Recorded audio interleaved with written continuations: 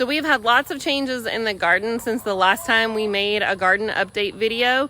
We've put up deer fencing. We've been able to uncover all the things that we were trying to protect from the deer. And we've had some failures and some successes. So I'm excited to share that with you guys today as we walk through the garden and look at all the things that have been happening in July.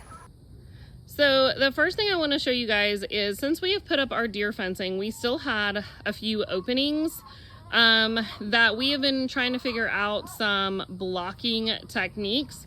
So we had this section right here that I put up some fencing, and I'm working on growing a hummingbird vine there. I also have some other pots, and my cucumber vines are kind of working their way across that. Here, we want to put a gate, but we don't really have that kind of picked out yet. So we're just using this section of fencing to block this off at night. And then over here, I was able to get these 2 trellises from Lowe's and place them there, and then I strung them with solar twinkle lights, and I just wanted something pretty that would block the deer from coming in, but also that if I needed to move it, I could. So this is kind of where we're at with the front of our garden, and you can see that I still have these white cabbage mesh protectant sheets hung up. After we put the deer fencing up, our deer basically said, you think you've blocked us out? And they came down and just mowed the front of the cucumbers and stuff that were growing on these panels. So these I'm still having to keep protective things up from. Next year, I won't plant anything that will go through the fence, but for right now, this is working for us. Here in this front box, this is where our cabbages were, and pretty much as soon as we pulled the cabbages out, we had the need for an extra chicken space. So these 2 we refer to as the inmates. One is a bully, our brown one here, Elvis, and then our Australorp here was actually getting bullied by a different set of chickens. So we moved them out and have put them together, and they've been doing really well together. So they're in this makeshift structure for now because our meat birds are in the other tractor up front. And these cucumbers are starting to die out, so we will honestly probably just open up this whole box sometime this week and let them go ahead and clean off those dead cucumbers. But also they are refreshing the soil for when I plant collards and kale for our fall garden. So I am enjoying all of their scratching and digging and bug eating and pooping and all of the things that chickens do, because it's exactly what I need done in this box. It needs a good refresh. So over here, this was our bean box and cucumbers. You can see my cucumbers are still going pretty well. They are kind of on their way out. This heat and weather is just not their friend.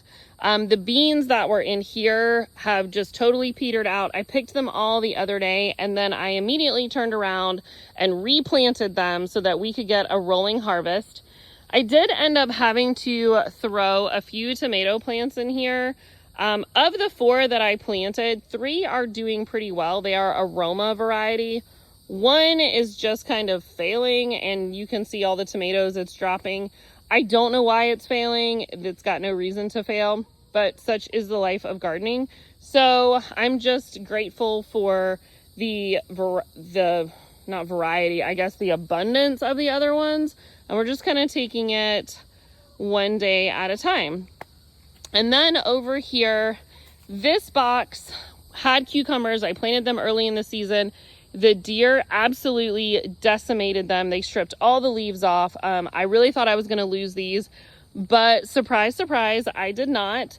They have come back, and as you can see, I'm getting some really decent sized cucumbers. So I'm super excited about that. This is the other opening in our deer fence, and again, I just put a trellis here as a temporary gate. We're not sure what the final plan is, but this keeps the deer out, and I'm totally good with it. But back to this box. So I've got my cucumbers trellis back here, and then after I pulled the potatoes from this box, I decided to plant sweet potatoes around the perimeter. And then I have some bush beans that I started in here as well. And that should be a butternut squash. I don't know. I had some old seeds that I threw out just to see what would happen, and one sprouted. So that should end up being a butternut squash. We'll see what happens. So over on this box has been cucumbers pretty much the entire summer.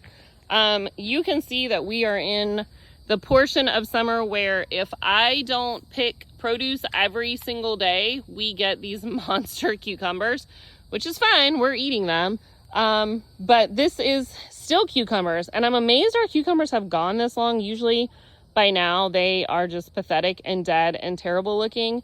I'm thinking it's all the rain we've gotten, because they definitely don't like these temperatures, but I'm just grateful for it. And then here we had a random pumpkin vine come up, probably from the compost. So we do have some little baby pumpkins on it. So I'm just leaving it, and we're gonna see what happens with that. These boxes here are kind of a mishmash of things.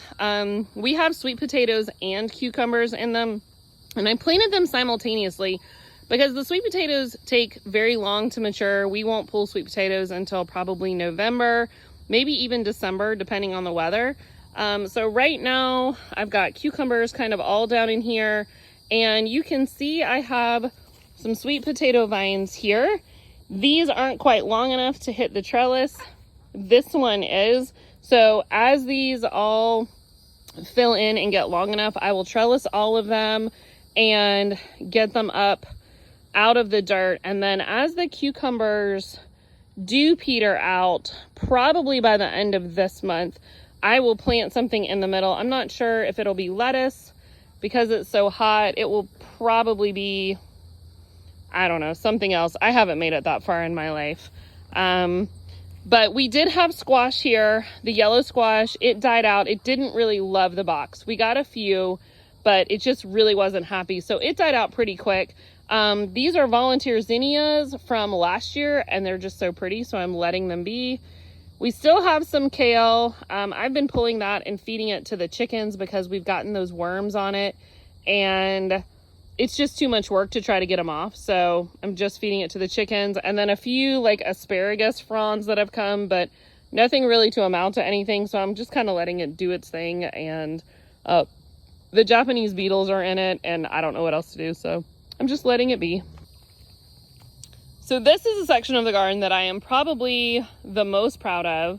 I never am able to grow zucchini. I will get these big, beautiful zucchini plants, and I will get maybe one zucchini, and then the whole plant dies, and I have never been able to grow zucchini. My friend Brenda can grow zucchini, and I give her vegetables, and she has to give me zucchini. And this year, we have grown so much zucchini that we're sick of it, honestly. I am putting it in bread. I am hiding it in spaghetti. I have made zucchini pie.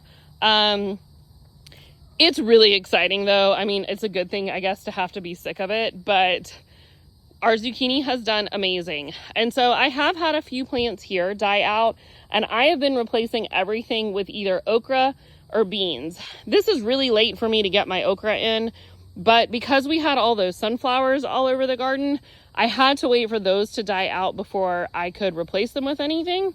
So I'm replacing it with okra or green beans.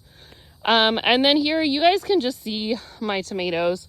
They're just sad. There's no way around it. I've fertilized, I've used fish emulsion, I have done calcium, I've done lime, I've tried everything. We are using hydrogen peroxide as a spray for this fungus stuff.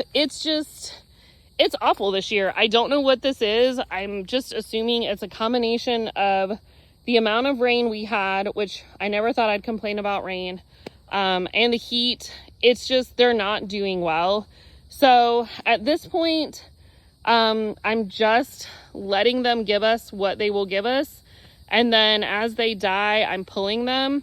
I did try to replant I had some extra tomatoes left over, some tomato plants left over from the seeds that we started. And as the bigger plants were dying, I was trying to replace them with the smaller plants, and all of those plants have died. So I'm just making the best out of it, and just I'm going from there because I don't know what else to do except just try to keep going with it. On a positive note, however, the deer came in and decimated all of these beans earlier in the spring. I mean, they took them down to the nubs, and I left them in place because I didn't want to pull them because the roots were tangled in with the tomato plant, so I didn't want to harm the tomato plants. And I will say, I'm so excited. They have made the most glorious comeback. I've never seen bean plants do this before. But I mean, you can see here, this is basically what I was working with, just like these stems, and all of them, I don't know, it's like they needed to be pruned, and they have all flowered again and have given me more beans. And that has never happened to me before. So I'm really grateful for that, because if I can't have tomatoes, at least I can have green beans. So I'm hoping to harvest these in the next couple of days. And these are like all over the garden. And be able to get some green beans canned, and then hopefully not have to replant anything out in this section as far as beans go, because it's almost time for us to start our kale. Another area in our garden that is just amazing to me, quite frankly, is this row of squash. I originally had 2 rows of squash. I had this one, and then this was squash also, and these did okay. But for whatever reason, their neighbors across the way have been just beautiful. We've gotten so many yellow squash. Kevin and I don't love yellow squash. Tracy and Logan are more of the yellow squash guys. So they've had more than they can eat. I have been making squash casserole and freezing squash and trying to do all the things with squash. And so I will tell you, I don't know what it is. Squash for me is also sort of like zucchini. I have never had luck growing more than just a few, but I mean, you guys can see, like, these are happy squash plants, and I don't know why, but I'm just gonna go with it because it's just amazing to me. So we have some very happy squash. I guess this year is the year of no tomatoes and all squash and zucchini. Okay. Back here is our pumpkin patch. The pumpkins, they're just kind of hanging. I'm not gonna lie. I actually freaked out the other day because the weather that we're having right now is August weather for us in Georgia. When we just, when you walk out the door and you're sweaty before you've even put your shoes on, that's usually August weather for us. And so I was out here the other day and I was kind of freaking out because there are no pumpkins on my pumpkin plants. And so I was telling Tracy, like, oh my gosh, I guess I'm not growing any pumpkins this year.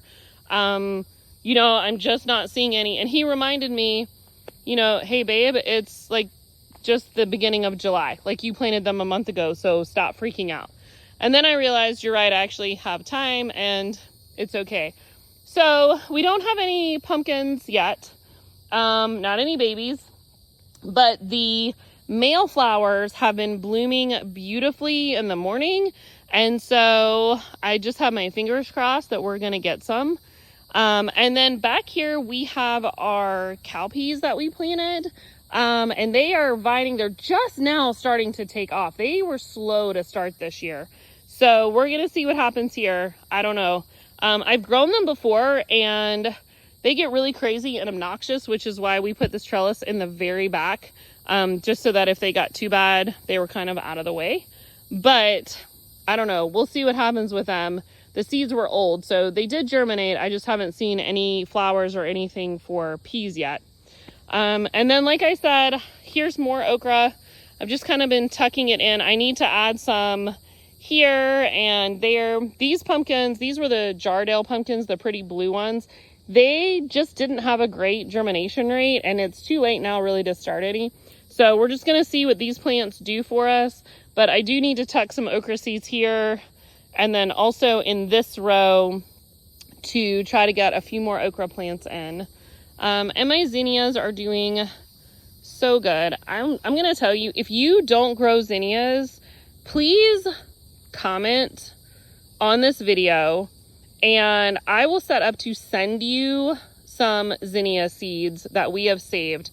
But these, I mean, they're just gorgeous. You can't kill them.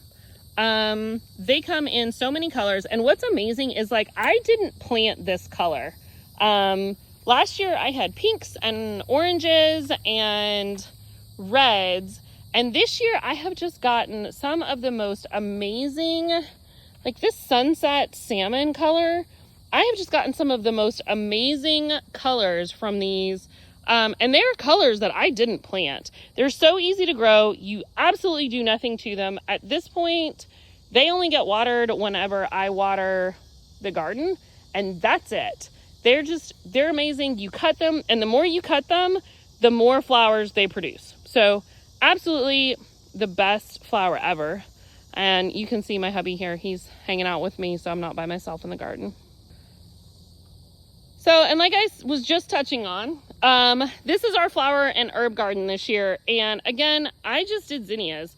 These are the plants that Kevin wanted to plant. He got 3 different kinds of petunias, and I forget what this one is. This is a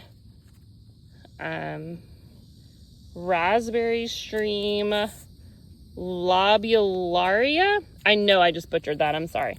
But you can tell, I mean, the petunias aren't loving the direct sun, the heat out here, but you know, they're hanging. We just water them. The feverfew though, and the herbs that we've done, those are doing really well. They've established. We have yarrow over here in the corner. We have a random tomato plant that came up, and I have not taken care of it, and probably won't. Not gonna lie to you, I got a lot on my plate right now, so it's just kind of a sacrificial tomato plant. But I mean, again, just the zinnias are just, they're amazing to me. The colors, I get the different styles. None of this was formulated, or I didn't try to do anything fancy. I just plant flowers because flowers make me happy. So here, like, it's just a garden of happiness.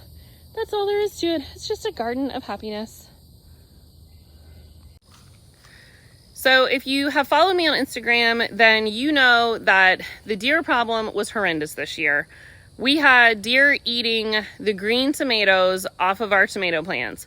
And what was so frustrating was they wouldn't even really eat them. They would just take a bite out of them. It was like a toddler. Like, they'd take a bite out of them and go, we don't like this. And so they would spit them on the ground, and then the tomato was ruined. And I was losing just tons of produce to them. So after coming in crying for a few days, Tracy decided that he would order a deer fence and get it put up. And it's honestly something that we have needed for a few years, but I love how much that he sees, like, we work so hard out here. We do try to grow a lot of our own produce, and he was tired of seeing me cry. So we got a deer fence.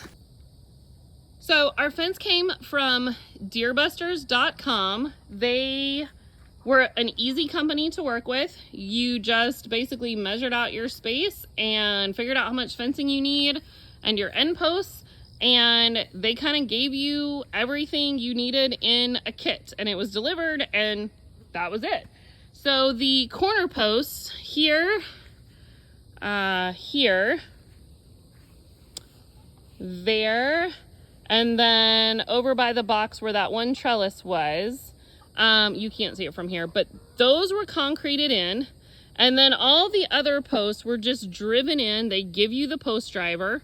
You pop in like the bottom part that goes in the ground, and then you actually fit the posts down into them. And so then after that, there is a cable up top. You run the cable through the little eye thingies on the post, run that all the way around, and then there's also one at the bottom. After you get that cable up, you run your fence. And the fence, honestly, it is zip tied to the post. It's zip tied to each post. And then you can either zip tie it, or I don't know if you can see, you hog clip it to the cable, and that gives you your tension. And you can also kind of adjust your height and work with the lay of the land as far as your fencing goes. And then once you get it all hog tied in or zip tied onto your cables, you go through, and there are these like shepherd's hook stakes that you pound in to keep it taut to the ground. They even send you these like plastic flippy-do things that you tie on so that the deer can see where the fence is. Since we've put it in, we have had a few deer run into the fence. You can kind of see where they've bumped into it and stretched it out a little bit, but nothing major, nothing that even had to be repaired. It's just something that my husband has noticed, I'll be honest with you, because he's way more perceptive about stuff like that than I am. I just know that there's no deer in my garden, so nanny boo boo, I don't really care what you do. But I will tell you guys, this has made such a huge difference, and I was so worried about it being ugly, because I understand function, but you know, sometimes you want it to look pretty too. But with it being solid black, you really don't notice it. And at some point I will probably take the white things off just because I don't love the way they look, but I also don't want a deer like crashing through and destroying the fence. But you really do not notice this fence. It has been such a lifesaver. And for me, the most exciting part is the fact that I can now grow anything I want, anywhere I want to. I'm no longer having to do things like a fenced in box because I can only grow beans in that, or even this one that we spent all the money on to completely fence in to grow cucumbers and stuff because the deer destroy it. Like, I can grow greens out here, I can grow beans, I can grow anything I want because nothing can get to it. And just the sense of peace and freedom that gives me has been really, it's been worth every penny of that fence.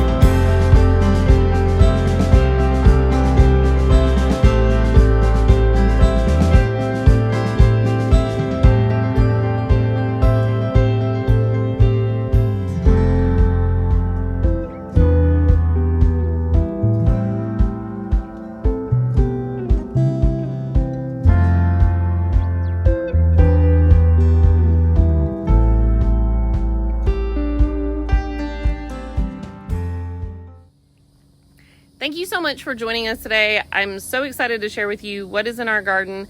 It's been a hard year, so if you garden also and you have been struggling, then just know that you're not alone. This is our 10th year with a pretty big garden, and it's been a struggle. It really has been. And I think that's been the biggest lesson that I have been reminded of this year, is that Homesteading is not just about self-sufficiency, but it's also about building a community. So when we have struggles like this and tomato plants aren't doing well, find a local farmer, find a friend who's doing really well on theirs, trade them stuff. This is not a journey that you are going to be able to do completely by yourself. And it shouldn't be. It should be something that you do with friends and with a strong community to support you.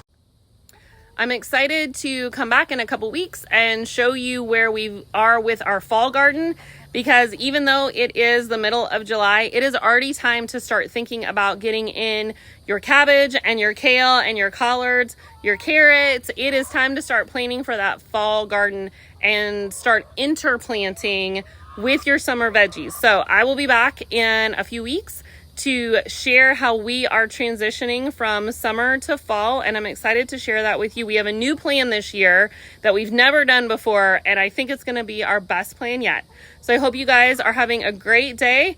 Don't forget to water your garden if you haven't had any rain, and we'll see you soon.